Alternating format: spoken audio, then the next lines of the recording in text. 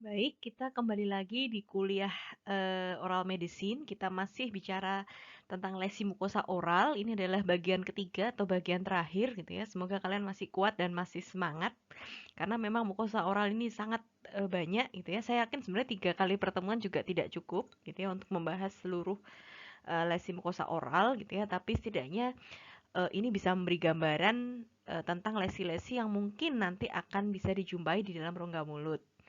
Untuk kuliah hari ini kita akan berbicara tentang lesi patologis terkait kondisi imunopatologi, kemudian lesi terkait kebiasaan merokok atau penggunaan tembakau, dan yang terakhir adalah lesi prekancer dan kanker pada rongga mulut. Dari kuliah hari ini harapannya nanti eh, masih sama seperti minggu lalu, nanti bisa melakukan identifikasi adanya kelainan atau masalah di jaringan rorak di rongga mulut gitu ya. Kemudian nanti juga bisa menjelaskan etiologi, patofisiologi, faktor resiko dari masalah dan kelainan yang mungkin dijumpai di rongga mulut. Untuk lesi mukosa oral ini mungkin sudah pernah belajar gitu ya di semester 3 di general dan oral patologi, tapi di sana tentu akan lebih fokus ke proses patologisnya. Sedangkan di oral medicine ini kita akan lebih fokus ke temuan klinisnya. Ini untuk diagnosisnya sebenarnya tidak perlu saya bahas lebih lanjut. Untuk bagian pertama, kita akan bicara tentang lesi rongga mulut yang terkait dengan kondisi imunopatologi. Apa itu kondisi imunopatologi gitu ya? Jadi kita tentu sudah sering dengar istilah sistem imun gitu ya atau sistem imunitas. Jadi sebenarnya sistem imunitas ini adalah sistem yang uh, berfungsi untuk melindungi tubuh kita dari serangan antigen gitu ya, atau benda asing dengan memproduksi antibodi gitu ya. Tapi yang terjadi gitu ya, kadang-kadang eh, kondisi sistem imun ini juga tidak selalu berfungsi dengan maksimal atau berfungsi normal gitu ya. Kadang-kadang justru dia eh, fungsinya tidak benar gitu, justru menimbulkan lesi atau kerusakan pada tubuh gitu ya.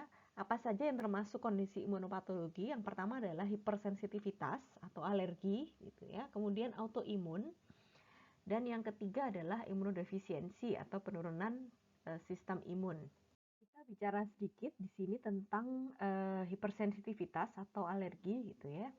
Ini ada beberapa tipe gitu ya. Yang pertama adalah tipe anafilaktik atau tipe 1, yang kedua adalah tipe sitotoksik, yang ketiga adalah tipe imun kompleks, dan yang keempat adalah tipe cell mediated.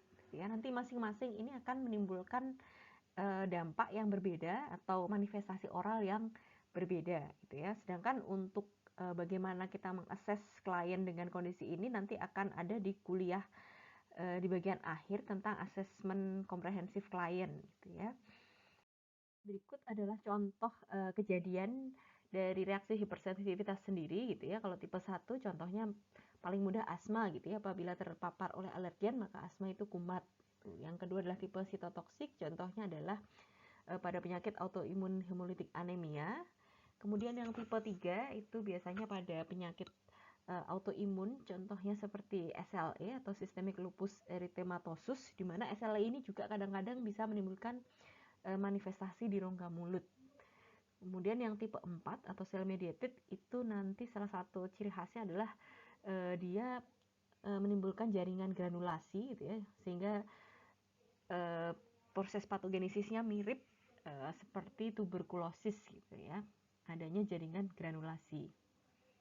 Kondisi imunopatologi yang berikutnya adalah autoimun gitu ya. Ini mungkin nanti salah satu penyebab manifestasi oral yang cukup sering gitu ya, dan biasanya cukup berat kondisi autoimun ini gitu ya.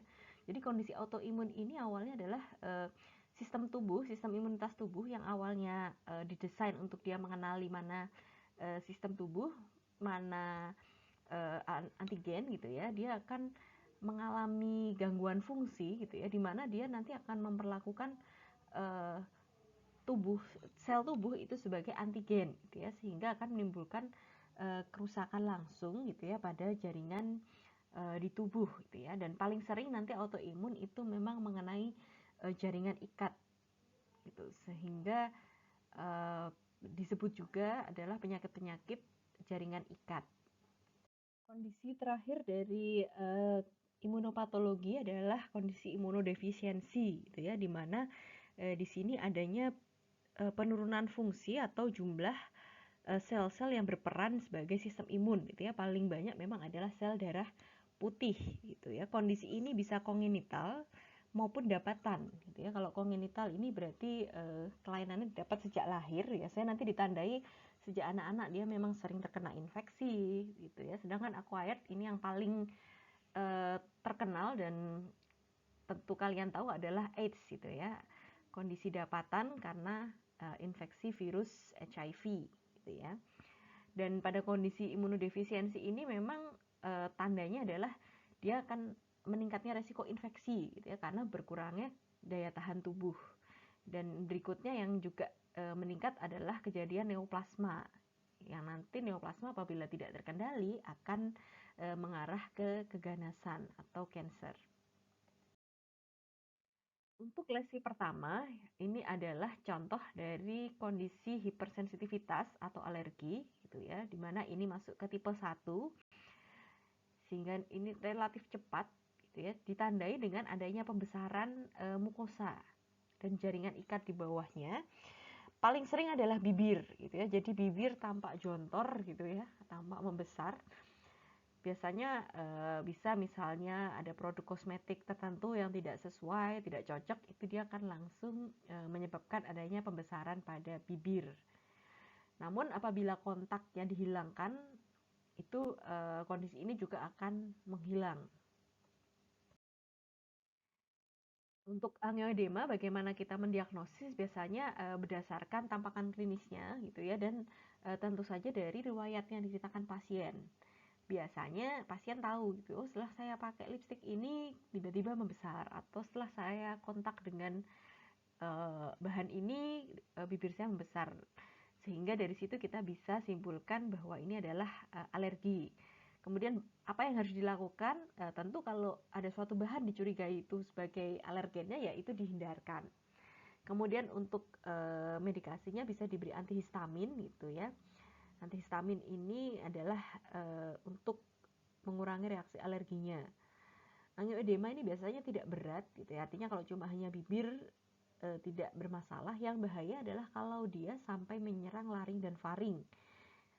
Sehingga di situ terjadi inflamasi dan membesar gitu ya. Apabila laring dan faring inflamasi, yang dikhawatirkan adalah adanya penutupan saluran nafas sehingga terjadi asfiksi gitu ya.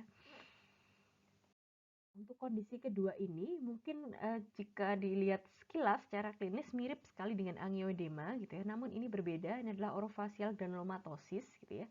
Dilihat dari katanya granulomatosis saja sudah menunjukkan adanya jaringan granulasi gitu. Artinya apabila tadi angioedema itu akut, apabila kontak bahannya dihilangkan dia akan membaik gitu ya. Sedangkan untuk orofacial granulomatosis ini lebih lama untuk hilang kondisi pembesarannya gitu ya. Sehingga kondisi ini adalah kondisi yang kronis gitu. Kemudian untuk etiologinya gitu ya, apabila tadi angioedema bisa segera diidentifikasi karena begitu kontak langsung ada reaksi, maka untuk orofacial granulomatosis ini kadang-kadang sulit untuk diidentifikasi gitu ya, karena ini kronis. Bisa jadi pola makan sehari-hari yang tidak disadari gitu itu ikut berperan gitu, sehingga apabila ada kecurigaan terhadap makanan atau bahan tertentu itu harus dihindari apa dalam waktu yang cukup lama supaya kondisi ini bisa membaik. Untuk lesi berikutnya adalah kontak mukositis atau dermatitis gitu ya, atau nama lain adalah stomatitis venenata.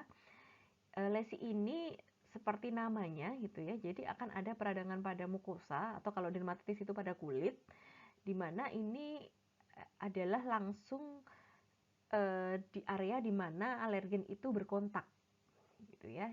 Ciri-cirinya adalah nanti bisa terjadi area yang edematus atau eritematus gitu ya, yang diiringi dengan rasa seperti terbakar atau adanya pruritus ini ya, bintil kecil-kecil. Bisa dilihat di gambar, ada area yang seperti berisi air ini gitu ya. Dan untuk di kedokteran gigi ini paling sering adalah bisa dari bahan-bahan obat-obat topikal yang dioleskan ke mukosa gitu ya. kemudian akrilik yang sering digunakan sebagai bahan gigi tiruan, kemudian mungkin bahan metal juga ada yang gigi tiruan berbahan metal gitu ya. Bahkan sampai produk-produk seperti permen karet, pasta gigi itu juga pada orang-orang yang memiliki hipersensitivitas terhadap bahan tersebut bisa menimbulkan lesi-lesi ini. Lesi berikutnya ini sedikit berbeda dengan yang stomatitis venenata, di mana lesi di mukosa karena kontak langsung gitu ya. Sedangkan untuk fixed drop eruption, lesi ini terjadi untuk obat-obat yang diminum secara sistemik gitu ya. Jadi apabila kita mau mendiagnosis ini biasanya nanti terlihat dari riwayat. Apabila seseorang gitu ya, misalnya mulai minum obat antihipertensi gitu ya, setelah dia minum muncul stomatitis gitu ya. Apabila minum obatnya dihentikan dia hilang. Nah, dari riwayat itu biasanya kita bisa tentukan bahwa obat antihipertensi tersebut gitu ya, misalnya adalah penyebab kasus fixed drop eruption ini gitu. Untuk tipe hipersensitivitasnya ini masuk ke tipe 3 gitu ya, dan kadang-kadang dia bisa mempengaruhi sel endotelial dari pembuluh darah gitu ya, menyebabkan adanya peradangan pada pembuluh darah gitu ya, sehingga nanti tampakannya adalah edema dan eritema atau kemerahan dan sedikit membengkak. Reaksi hipersensitivitas yang lain gitu ya, ini lichenoid reaction atau lichenoid contact reaction ini biasanya diperoleh dari penggunaan bahan tambal gitu ya. Paling sering memang amalgam gitu ya, bahan logam. Bisa dilihat pada gambar, ini ada lesi berwarna putih gitu ya, dan ini tepat berhadapan dengan tumpatan logamnya begitu. Kenapa namanya lichenoid gitu ya? Sebenarnya nanti akan ada penyakit yang cukup terkenal di gambut, namanya adalah lichen planus gitu.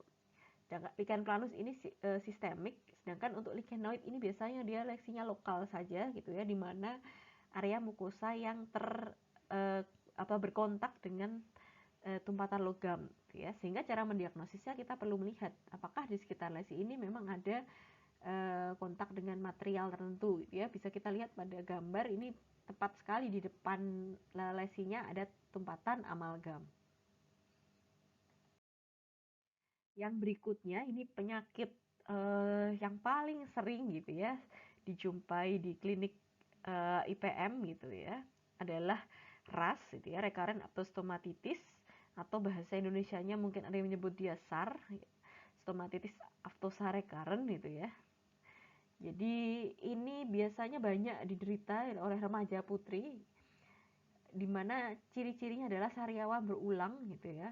Biasanya hampir setiap bulan. Kalau pada remaja putri ini biasanya saat periode menstruasi gitu. Tapi ini juga tidak menutup kemungkinan bisa juga dialami oleh laki-laki gitu ya, karena sampai saat ini gitu ya, yang namanya RAS ini belum diketahui penyebabnya gitu.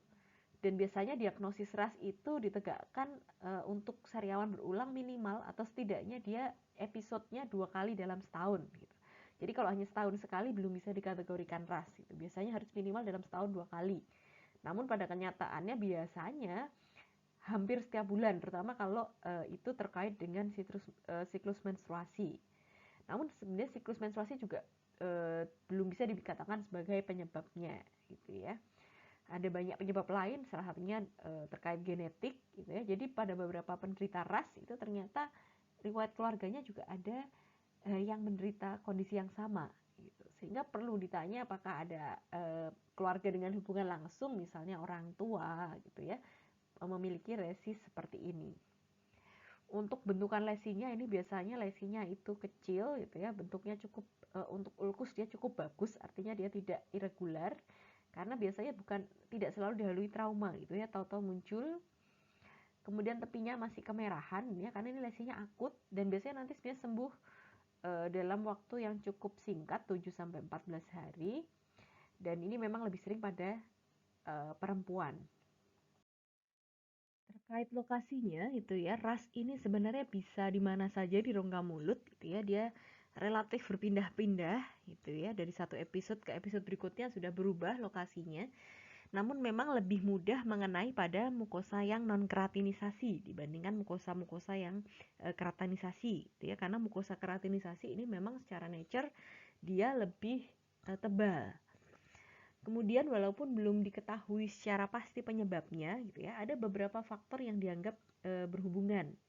Yang pertama adalah trauma gitu ya. Trauma di sini adalah sebagai faktor presipitasi. Sehingga perlu dibedakan dengan ulkus traumatik gitu ya. Dimana kalau untuk trauma pada ras ini biasanya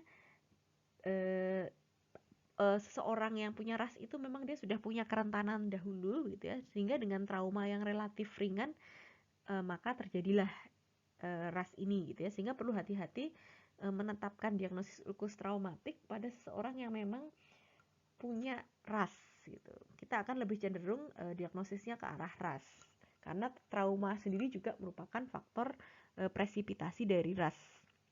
Kemudian adalah siklus menstruasi gitu ya. Ini sudah yang paling sering dikeluhkan.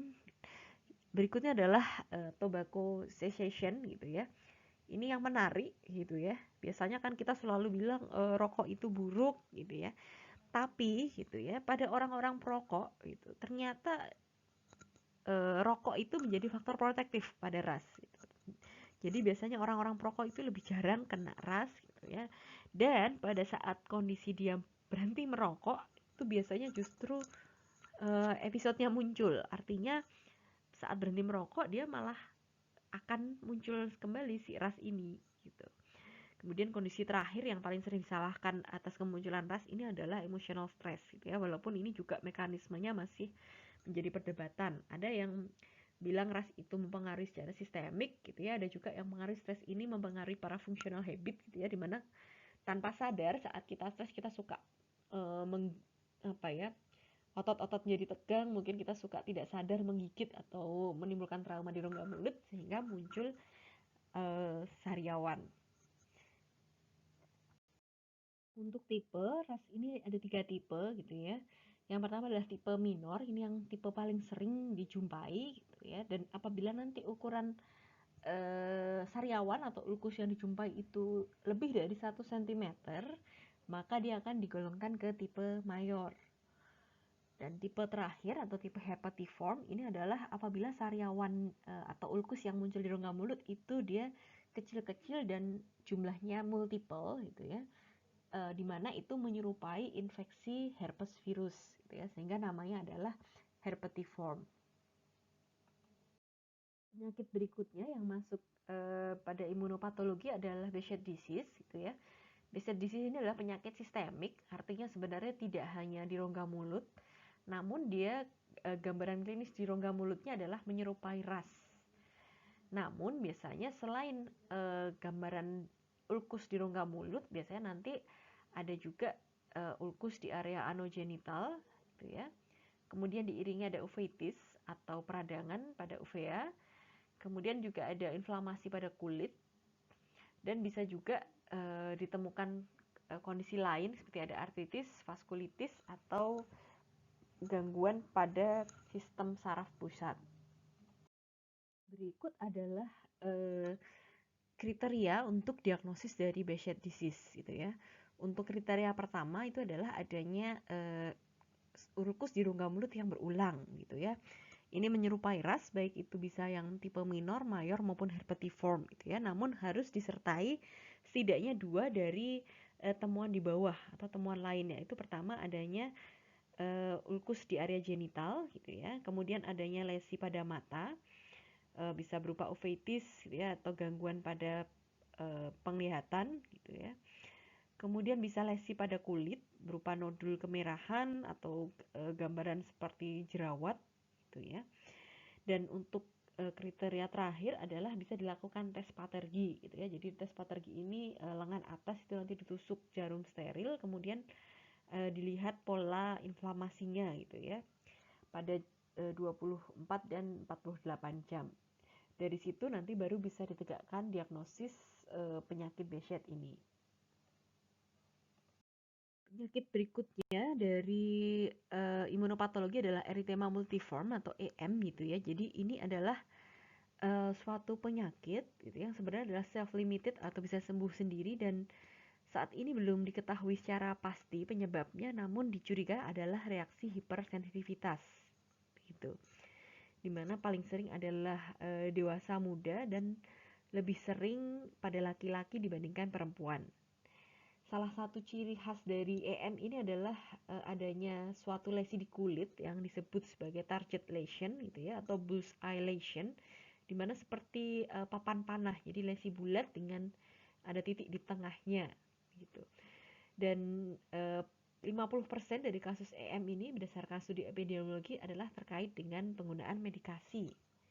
Medikasi apa saja gitu ya, bisa dari medikasi seperti sulfonamid, NSAID, maupun antikonvulsan. Namun juga bisa ini disebabkan oleh infeksi seperti HSV atau infeksi mikoplasma gitu ya. Untuk infeksi HSV nanti biasanya uh, penyakitnya kita sebut sebagai HM gitu ya, herpes associated erythema multiforme. Jadi dari infeksi herpes biasa, namun dia berkembang karena adanya sistem imunitas tubuh yang malfunction tadi menjadi erythema multiforme ini. Kemudian EM ini pun ada derajat-derajat keparahannya gitu ya, walaupun tadi saya katakan di awal adalah self limiting gitu ya. Namun pada kondisi yang parah itu ini juga bisa berakibat fatal gitu. Jadi tipenya yang pertama di sini adalah tipe minor, di mana itu hanya ada di kulit, tidak melibatkan lokasi lain gitu ya. Kemudian untuk yang mayor itu biasanya selain kulit dia melibatkan mukosa lain. Artinya apabila erythema multiforme ini sudah ada manifestasinya di rongga mulut, ini sudah masuk ke erythema multiforme yang mayor gitu. Karena rongga mulut ini adalah mukosa gitu ya, bukan kulit. Nah, yang paling parah dari erythema multiforme ini apabila dia sudah berkembang menjadi Stevens Johnson syndrome gitu ya, di mana lokasi atau keterlibatan kulit ini semakin luas. Penyakit berikutnya dari imunopatologi adalah suatu penyakit autoimun, namanya adalah oral lichen planus gitu ya. Lichen planus sendiri ini sebenarnya bisa jadi tidak selalu ada manifestasinya di rongga mulut. Namun apabila kita menyebutnya dengan kata oral di depan, berarti kita mengacu ke lesi yang ada di rongga mulut gitu. Dan ini bisa dua-duanya, artinya bisa di mukosa ada, di kulit ada, atau hanya di kulit saja tanpa di mukosa, atau di mukosa saja tanpa ada lesi di kulit gitu. Untuk lesi di rongga mulut gitu ya, dia paling sering gitu, atau paling tampilan paling klasiknya gitu adalah seperti adanya jaring-jaring putih gitu ya, paling sering memang terlihat di mukosa bukal, namun bisa juga di mana saja sampai ke lidah, area gingival gitu ya, di mana garis-garis putih yang seperti jaring-jaring itu dikenal dengan istilah Wickham striae.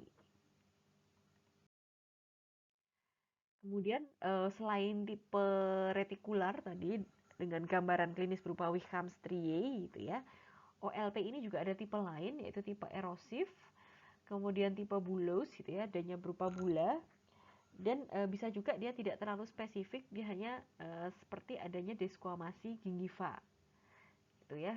Dan biasanya pada tipe yang erosif gitu ya, bulus apalagi sampai terbentuk ulcer gitu ya, nanti bula kalau ruptur akan menjadi ulcer, dan desquamatif ini akan menimbulkan rasa nyeri gitu ya. Apabila nanti dia sampai menimbulkan gejala gitu, maka dapat dilakukan penata laksanaan dengan kortikosteroid. Dan ini biasanya nanti penata laksanaannya jangka panjang gitu ya, sehingga perlu dilakukan kontrol yang ketat. Kondisi penyakit autoimun berikutnya ini mungkin sudah banyak yang sering dengar adalah Sjogren syndrome gitu ya. Di mana di sini ditandai paling sering adalah mulut yang kering gitu ya. Jadi memang terjadi penurunan pada saliva gitu ya. Namun selain saliva adalah adanya penurunan air mata gitu ya. Dan untuk manifestasi oralnya jelas adalah serostomi atau mulut yang kering gitu ya.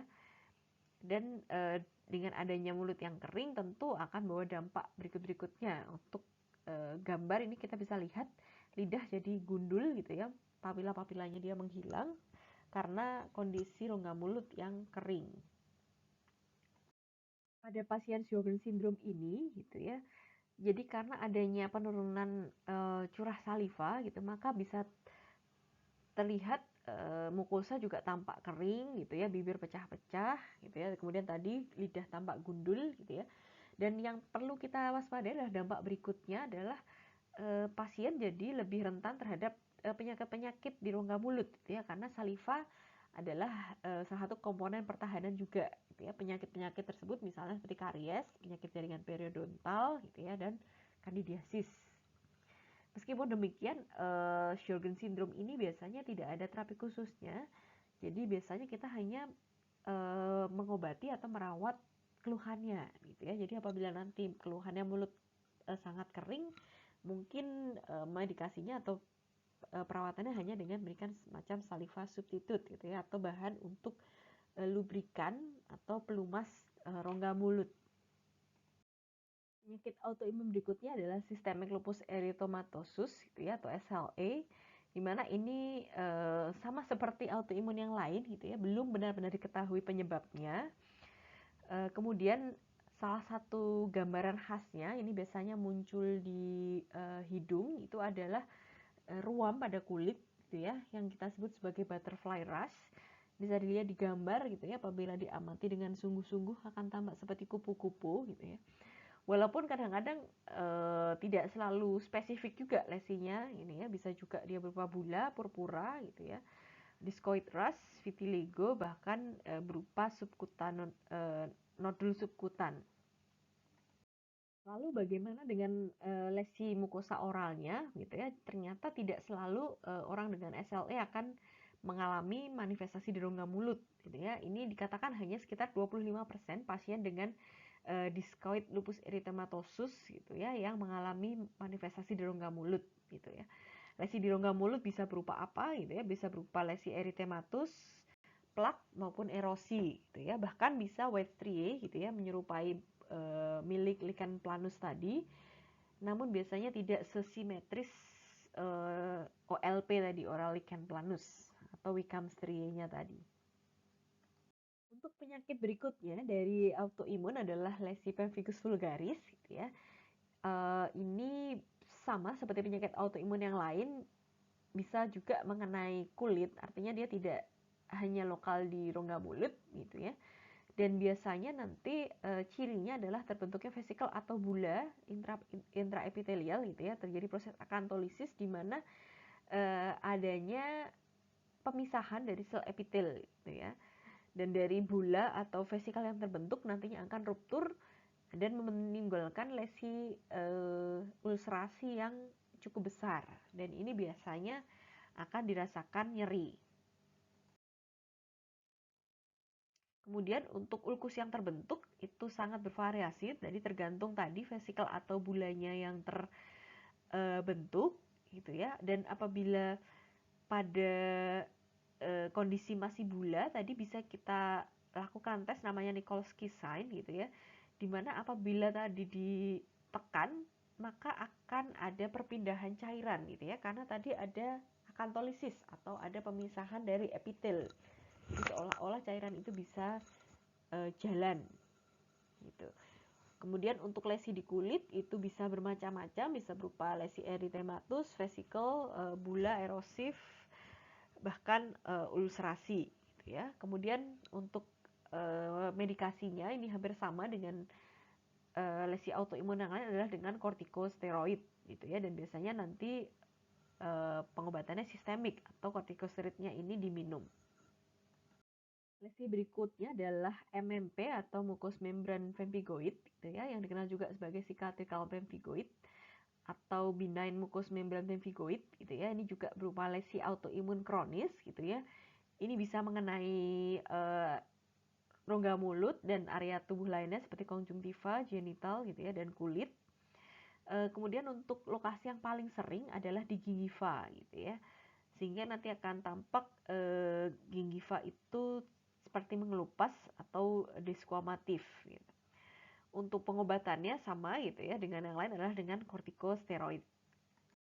Untuk slide ini adalah ringkasan gitu ya dari tadi saya sudah membicarakan beberapa penyakit autoimun dan apa saja manifestasi oralnya gitu ya. Yang pertama adalah Sjogren syndrome, ini sudah sangat uh, terkenal ya. Ini manifestasi oralnya berupa serostomia gitu ya dan pembesaran kelenjar parotid. Kemudian SLE tadi bisa berupa white erosive oral lesion gitu ya. Kemudian pemphigus vulgaris paling sering adalah ulcerasi gitu ya karena tadi dia terbentuk vesikel atau bula gitu ya. Kemudian untuk MMP atau benign mucous membrane pemphigoid itu berupa ulcerasi juga gitu ya atau tadi paling sering di area gingiva berupa desquamative gingivitis. Kemudian Behcet syndrome itu berupa ulcerasi berulang gitu ya menyerupai ras. Dan yang tertinggal di sini sepertinya adalah oral lichen planus gitu ya yang paling khas tadi adalah gambarannya berupa lesi putih seperti jaring atau retikular yang kita sebut sebagai Wickham striae. Untuk chapter berikutnya ini kita akan bicara tentang lesi yang terjadi karena kebiasaan merokok atau penggunaan tembakau gitu ya. Beberapa lesinya adalah nikotin stomatitis ya, kemudian smoker melanosis, kemudian smokeless tobacco association keratosis, dan berikutnya yang banyak terkait kebiasaan merokok adalah lesi-lesi prekancer di rongga mulut. Ini kita perlu mereview sedikit gitu ya. Jadi rokok ini memang sangat berpengaruh gitu ya terhadap rongga mulut gitu. Jadi dia akan menyebabkan warna gigi menjadi lebih kuning gitu ya. Kemudian dia akan mengurangi kesuksesan implan dan tentu saja nanti akan banyak lesi-lesi rongga mulut yang akan muncul gitu ya dan ini yang akan kita bicarakan pada sesi ini. Lesi pertama dari dampak merokok itu adalah nikotin stomatitis gitu ya. Nikotin stomatitis ini paling sering terjadi di palatum durum gitu ya di sebelah anterior. Dan walaupun namanya stomatitis ini tidak berupa ulcerasi gitu ya. Ini lebih ke adanya inflamasi gitu ya pada kelenjar saliva minor, ductus kelenjar saliva minor. Apabila dilihat di gambar itu bisa dilihat ada titik-titik berwarna merah, itu adalah orifice dari kelenjar saliva minor gitu ya, di mana area tepinya biasanya berwarna lebih putih karena terjadi keratosis di sekitarnya. Gitu. Dan ini apabila nanti seseorang berhenti merokok, harusnya kondisi ini bisa kembali ke normal gitu. Dan apabila nanti tidak kembali ke normal, itu artinya lesi putihnya masih bertahan, maka lesi putihnya ini juga bisa kita curigai gitu ya sebagai lesi prekancer yang kita sebut sebagai leukoplakia. Lesi berikutnya adalah smoker melanosis, di mana di sini prinsipnya rokok itu dia bisa menginduksi proses melanosis atau perbanyakan zat melanin gitu ya, sehingga apa akibatnya? Akibatnya warna mukosa akan menjadi lebih gelap gitu. Karena sebenarnya melanin sendiri ini juga merupakan fungsi pertahanan dari kulit gitu ya. Oleh sebab itu biasanya orang-orang dengan kulit lebih gelap itu akan lebih tahan terhadap sinar matahari dibandingkan mereka yang berkulit terang. Dan seharusnya apabila nanti berhenti merokok itu bisa kembali ke normal atau berkurang, tapi tentu waktunya perlu cukup lama gitu ya, atau bisa juga dilakukan metode seperti depigmentasi. Kemudian lesi berikutnya terkait tembakau ya, ini bukan merokok lagi, ini tembakau adalah smokeless tobacco associated keratosis atau ada yang menyebut sebagai tobacco pouch keratosis gitu ya.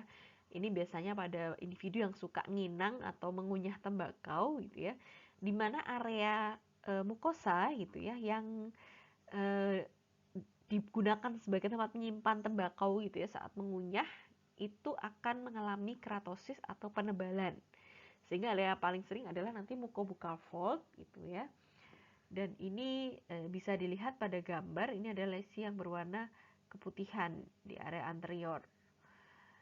Dan semakin lama kebiasaan mengunyah atau menaruh tembakau di rongga mulut, ini lesi akan semakin opak gitu ya, jadi semakin putih tebal dengan permukaan akan semakin tidak beraturan gitu ya. Jadi intinya ini nanti terkait dengan lamanya exposure dari tembakaunya. Dan apabila terus dilakukan gitu ya, ini juga berpotensi menjadi keganasan. Berikutnya kita akan bicara tentang lesi prekancer dan kanker di rongga mulut gitu ya, karena merokok ini memang merupakan salah satu faktor resiko yang paling tinggi dari kejadian kanker di rongga mulut gitu ya, selain alkohol. Sebelum berbicara lebih jauh tentang lesi prekanker maupun kanker di rongga mulut gitu ya, kita akan sedikit mengingat kembali gitu ya beberapa faktor resiko terjadinya kondisi keganasan di rongga mulut gitu ya. Ada merokok gitu ya atau tembakau, ini termasuk faktor utama gitu ya. Kemudian alkohol, ini juga bersama tembakau karena biasanya merokok disertai dengan minum alkohol gitu. Kemudian faktor risiko lain ada paparan sinar matahari gitu ya. Kemudian sirih, kemudian infeksi virus utamanya HPV yang kita bahas minggu lalu ya, human papilloma virus. Kemudian kondisi imunosupresi atau penurunan sistem imun secara menyeluruh gitu ya. Kemudian faktor nutrisi, kemudian kondisi rongga mulut itu sendiri gitu ya, adanya misalnya faktor trauma atau iritasi lokal itu juga merupakan faktor resiko. Dan yang terakhir adalah faktor genetik. Karena memang hingga saat ini kanker sendiri belum diketahui penyebab pastinya gitu ya, sehingga yang kita ketahui saat ini hanya faktor-faktor resikonya. Berikut adalah resiko-resiko yang merupakan lokasi di mana kanker itu sering terjadi di rongga mulut gitu ya, adalah lokasi yang diwarnai kuning itu gitu ya. Yang pertama adalah lateral lidah gitu ya, kemudian dasar mulut, kemudian area retromolar di belakang gigi geraham, dan bibir gitu ya. Untuk bibir ini biasanya adalah yang terkait matahari gitu ya. Namun walaupun ini adalah lokasi dengan risiko tinggi gitu ya, tidak menutup kemungkinan bisa terjadi di lokasi manapun di rongga mulut. Secara umum gitu ya, lesi premalignan atau lesi prekanker yang paling umum di rongga mulut itu ada dua gitu ya. Kita lihat berdasarkan penampilan klinisnya, yaitu leukoplakia gitu ya. Dilihat dari namanya, dia leuko itu putih, plak itu lesi berupa plak gitu ya. Dan eritroplakia ini sama halnya tapi dia berwarna merah gitu ya. Sehingga apabila menjumpai lesi berwarna merah atau berwarna putih yang mencurigakan, artinya di situ tidak ada trauma yang nyata, tidak ada penyebab lain yang kita curigai gitu ya, kita harus berpikir ini suatu kondisi premaligna gitu ya. Kadang-kadang kondisinya kombinasi ada merah dan putih, kita sebut sebagai leukoeritroplakia atau eritroleukoplakia gitu ya. Dan bagaimana cara untuk mendiagnosisnya gitu ya. Hingga saat ini untuk diagnosis keganasan itu cara satu-satunya adalah dengan pemeriksaan histopatologis. Artinya untuk cara lain gitu ya, sudah banyak ditemukan metode lain untuk deteksi, tapi untuk penegakan diagnosisnya yang dianggap sebagai gold standar adalah pemeriksaan histopatologis, di mana jaringan yang kita curigai harus kita ambil, kita biopsi, kemudian kita periksa histopatologisnya di bawah mikroskop. Dan dari situlah baru kita biasanya untuk lesi leukoplakia dan eritroplakia ini kita akan menemukan suatu temuan dari mikroskopik, yaitu adanya epitel displasia, di mana nanti dari hasil pemeriksaan mikroskopisnya ini akan tampak tingkat keparahannya, apakah dia baru mild, moderate, atau sudah severe atau parah, atau bahkan sudah berupa karsinoma. Ini ada gambar yang sangat menarik gitu ya. Ini bukan gambar sawah gunung lautan ya. Ini adalah gambar proses beberapa fase gitu ya, perubahan mukosa dari normal ke lesi yang mendekati kanker begitu. Jadi bisa kita lihat dari sebelah kiri itu mukosa normal gitu ya, lembut putih warna merah muda gitu ya. Kemudian ada lesi, mulai ada deposit lesi putih berupa plak. Nanti lesi itu akan semakin menebal, kemudian tepinya permukaannya akan semakin tidak beraturan gitu ya. Kemudian kadang-kadang mulai tercampur ada lesi merahnya, dan semakin ke kanan ini artinya semakin kondisinya semakin buruk. Jadi secara prinsip tampakan klinis dari leukoplakia atau eritroplakia ini apabila semakin tidak baik itu biasanya akan berkorelasi terhadap hasil pemeriksaan mikroskopisnya. Gitu. Jadi semakin masih bagus lesinya itu biasanya masih mungkin mild dysplasia gitu ya. Apabila dia sudah semakin geronjalan gitu ya, kemungkinan pemeriksaan histopatologinya juga akan semakin buruk. Selain leukoplakia dan eritroplakia gitu ya, ada beberapa lesi yang dipertimbangkan sebagai lesi premaligna gitu ya. Yang pertama adalah actinic cheilitis gitu ya, atau sebutan lainnya adalah Seller lip atau solar cheilitis. Ini karena disebabkan oleh paparan sinar matahari gitu ya. Kemudian proliferative verrucous leukoplakia, ini suatu leukoplakia gitu ya, namun gambaran klinisnya cukup khas. Kemudian tobacco pouch keratosis, ini sebenarnya udah kita bahas tadi di lesi terkait tembakau tadi. Kemudian oral submucous fibrosis dan oral lichen planus gitu ya. Jadi oral lichen planus tadi penyakit autoimun, ternyata gitu ya pada beberapa pasien yang didiagnosis OLP, lesinya ternyata berkembang menjadi keganasan ya, terutama apabila OLP itu kejadiannya tidak bilateral tapi unilateral. Baik, kita akan coba bahas satu persatu. Lesi pertama adalah actinic cheilitis atau dulu disebut sebagai Seller lips gitu ya, atau solar cheilitis. Ini memang seperti namanya, ini disebabkan oleh paparan sinar matahari yang panjang gitu ya. Makanya dulu banyak mengenai pelaut gitu ya, karena di laut nggak ada pohon gitu ya. Jadi terpaksa dia terpapar banyak. Tanda-tandanya apa? Ini paling sering memang di bibir bawah gitu ya, berupa nanti bisa fisur, mungkin ulcerasi, di mana lama-lama nanti akan ada krusta atau seperti kulit yang kering gitu kemudian mengelupas begitu. Dan biasanya nanti tepi vermilion border juga akan semakin samar. Jadi perlu diperhatikan gitu ya. Ini nanti apabila dipalpasi ini keras biasanya, sehingga perlu diperhatikan apabila ada perubahan tekstur dari bibir dan ada faktor resiko yaitu dia bekerja cukup banyak di bawah paparan matahari, perlu kita curigai adanya actinic cheilitis ini gitu ya. Mungkin selain pelaut adalah petani ya, yang dia bekerja di ladang dan terpapar sinar matahari cukup banyak. Lesi berikutnya adalah PVL atau proliferative verrucous leukoplakia gitu ya. Ini adalah salah satu tipe spesifik dari leukoplakia, di mana permukaannya itu verukal gitu ya. Ingat kembali materi kuliah minggu pertama gitu ya, verukal itu seperti nanti menonjol kembang-kembang gitu ya. Dan ini bisa terjadi di mana saja gitu ya, bisa di mukosa bukal maupun gingival. Kemudian untuk lesi tobacco pouch keratosis ini sudah kita bahas tadi sebelumnya gitu ya. Jadi lesi putih di mana tembakau itu banyak menempel di oral mukosa. Lesi berikutnya ini adalah oral submucous fibrosis gitu ya. Ini berupa inflamasi kronis akibat dari penggunaan sirih maupun produk sirih gitu. Dan ini bisa dipengaruhi juga adanya kondisi nutrisi dan faktor genetik.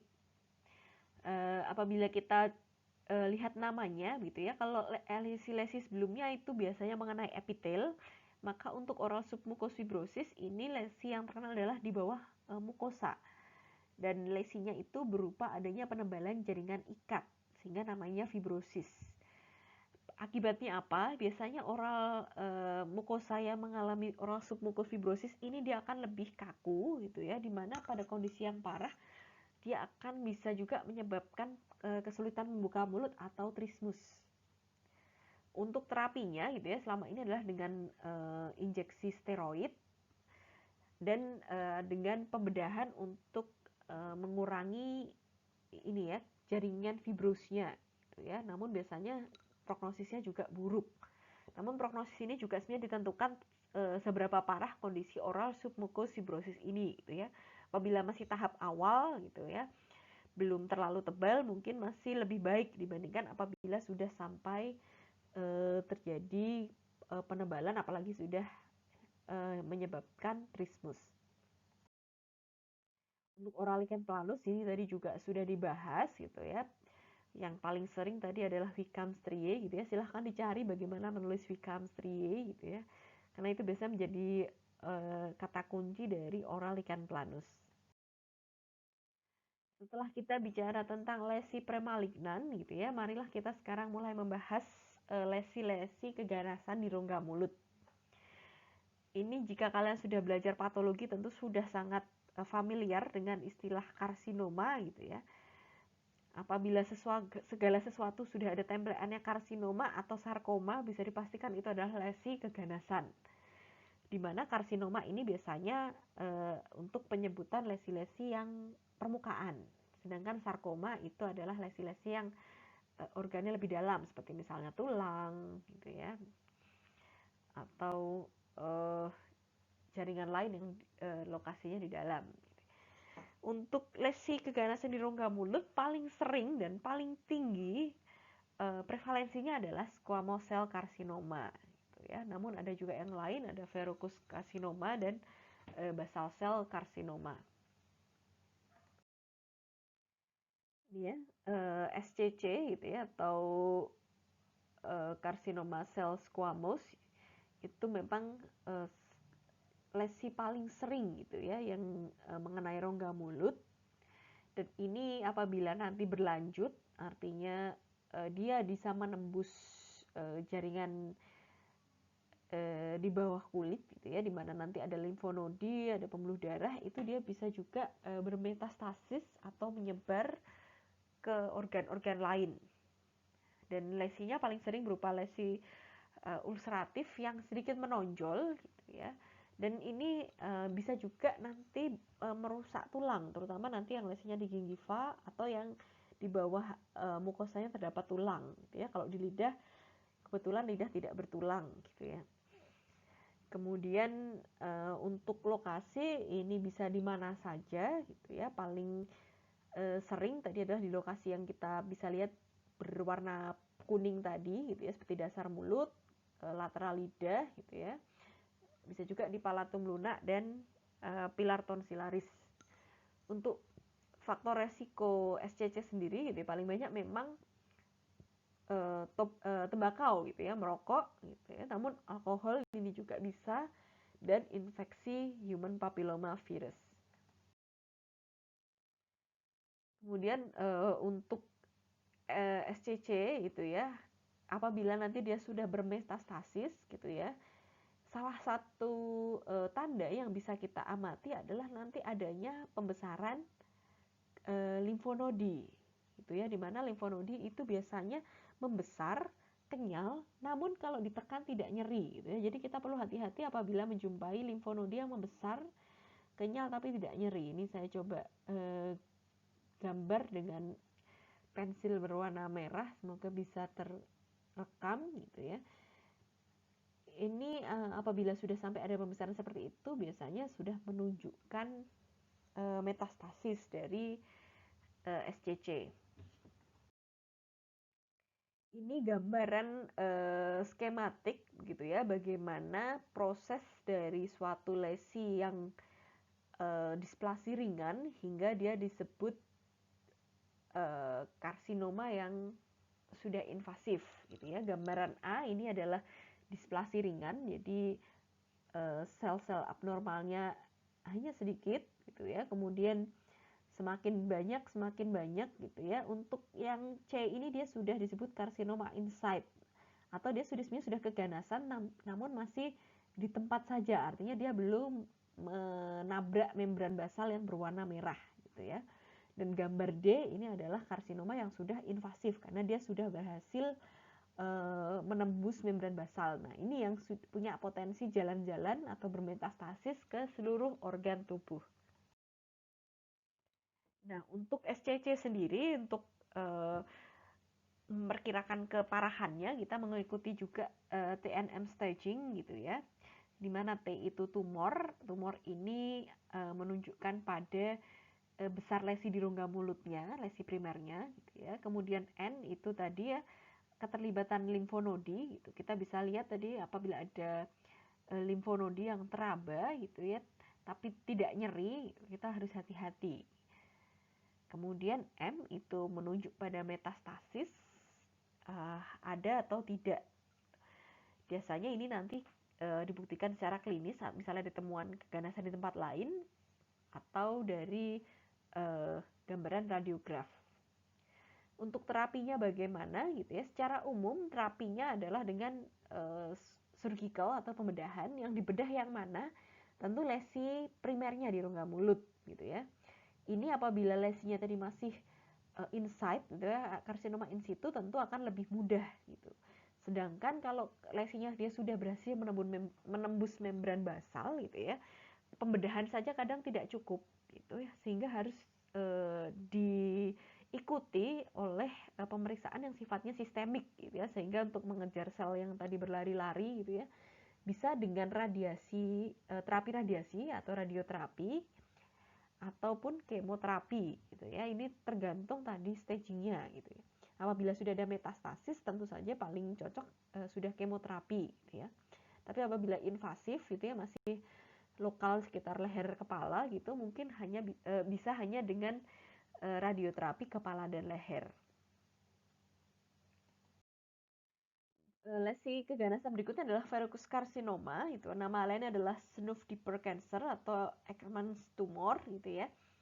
Ini sebenarnya adalah SCC juga, namun dibedakan karena tampakan klinisnya cukup khas gitu ya, di mana tampakan klinisnya verukal gitu ya. Bisa diingat lagi kuliah pertama tentang terminologi klinis gitu ya. Dan meskipun gambaran klinisnya cukup mengerikan, bisa dilihat di gambar sebelah kanan itu ya, namun dia memiliki prognosis yang lebih baik gitu ya. Lesinya memang menonjol seperti ini gitu ya, beda dengan SCC lainnya yang paling sering berupa lesi ulceratif gitu ya, ulkus yang kronis. Untuk penyebabnya gitu ya, ini memang paling sering terkait dengan penggunaan produk tembakau yang tidak dipakai untuk merokok gitu ya. Jadi yang misalnya untuk seperti menginang atau mengunyah tembakau gitu ya, yang biasanya merupakan bagian dari tradisi ya di suatu negara, tidak hanya Indonesia sebenarnya.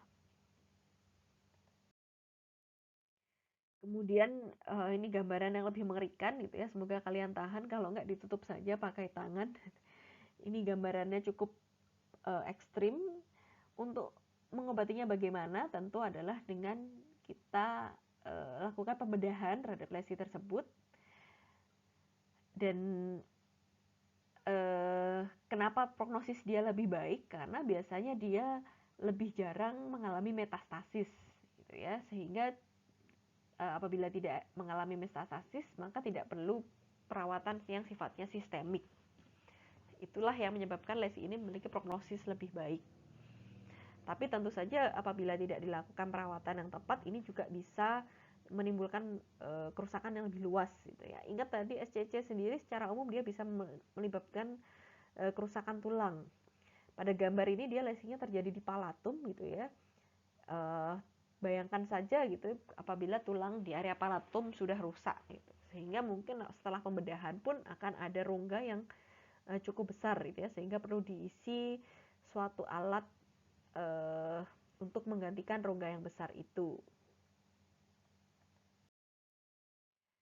Lesi berikutnya dan yang terakhir dari lesi keganasan adalah basal cell carcinoma gitu ya. Ini basal cell carcinoma ini sebenarnya lebih banyak di kulit gitu ya. Dan ini terkait dengan exposure atau paparan sinar matahari. Dan ini biasanya tidak terjadi di rongga mulut, ini hanya perioral. Ya, gambarannya ini bisa dilihat ini hanya seperti jerawat gitu ya, tapi ini kronis atau tidak sembuh-sembuh gitu ya. Sehingga apabila ada penonjolan-penonjolan yang mencurigakan, sebaiknya memang dilakukan pemeriksaan lebih lanjut. Dan saya ulang lagi untuk diagnosis dari keganasan sampai saat ini gitu ya, gold standarnya masih dengan biopsi diikuti pemeriksaan histopatologis di bawah mikroskop.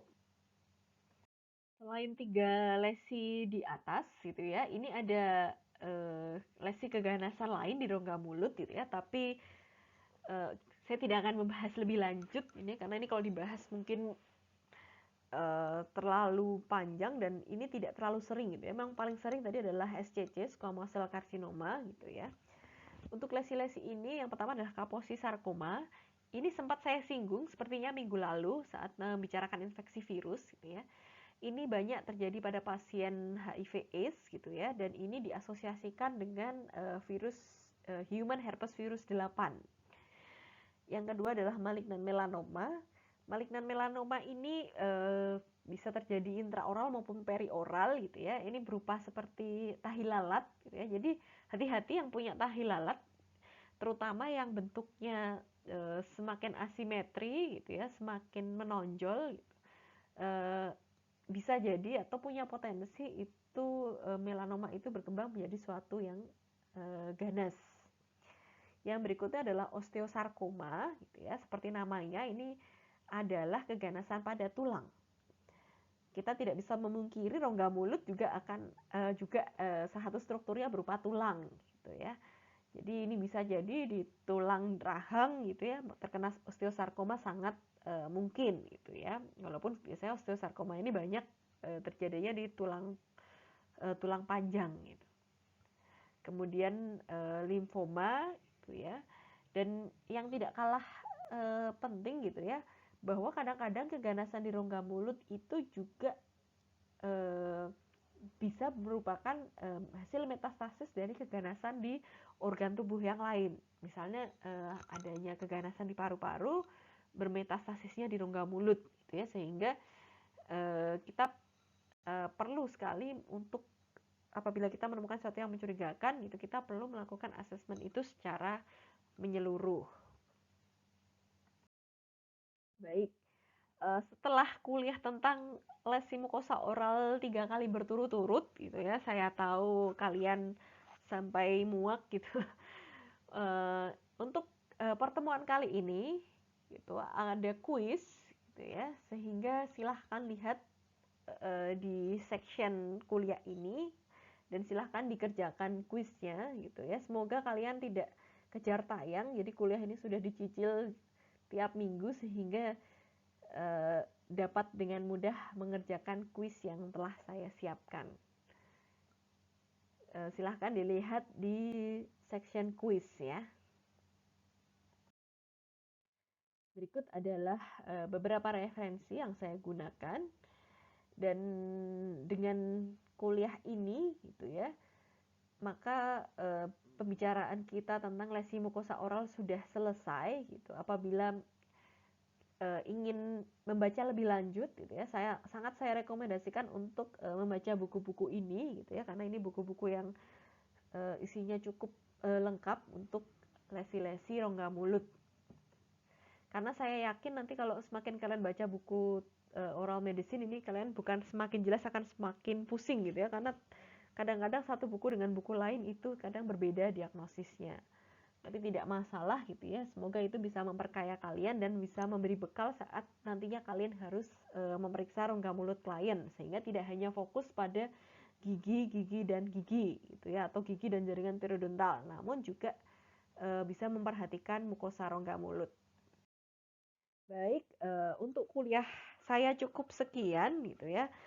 Dengan berakhirnya kuliah ini, berikutnya kalian akan masuk segmen atau kuliah tentang asesmen komprehensif klien gitu, akan berbicara tentang banyak kondisi sistemik gitu.